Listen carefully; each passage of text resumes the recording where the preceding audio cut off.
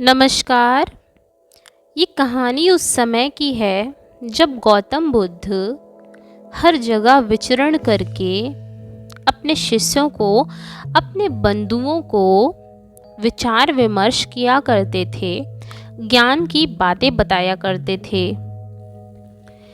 एक बार भगवान बुद्ध जेतवन विहार में रह रहे थे।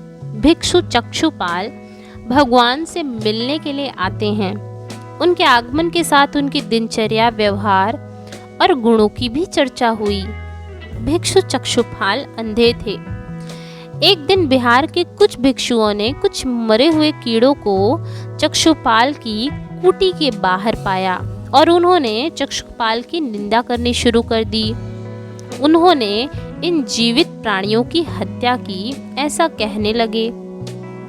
इस पर भगवान बुद्ध ने उन साधुकों से कहा कि जैसे तुमने उन्हें कीड़ों को मारते हुए नहीं देखा, वैसे ही चक्षुपाल ने भी उन्हें मरते हुए नहीं देखा और उन्होंने कीड़ों को जानबूझकर नहीं मारा।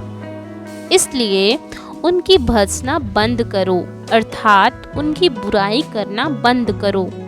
भिक्षुओं ने इसके बाद पूछा कि चक्षुपाल अंधे क्यों हैं? उन्होंने इस जन्म में अथवा पिछले जन्म में क्या पाप किए? भगवान बुद्ध ने चक्षुपाल के बारे में कहा कि वे पूर्व जन्म में एक चिकित्सक थे। एक अंधी स्त्री ने उनसे वादा किया था कि यदि वे उसकी आंखें ठीक कर देंगे तो वह और उसका परिवार उसके दास बन जाएंगे। स्त्री की आंखें ठीक हो गई, पर उसने दासी बनने के भय से यह मानने से इनकार कर दिया।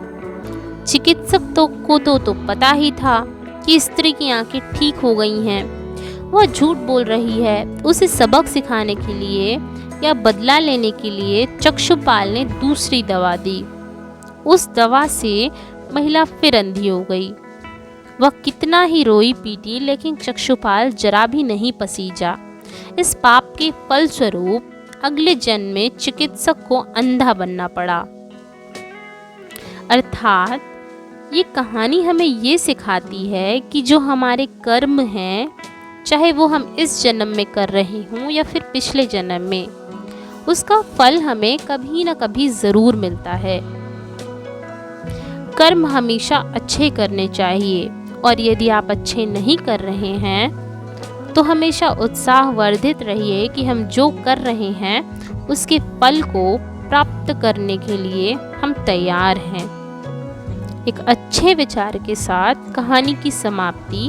नमस्कार।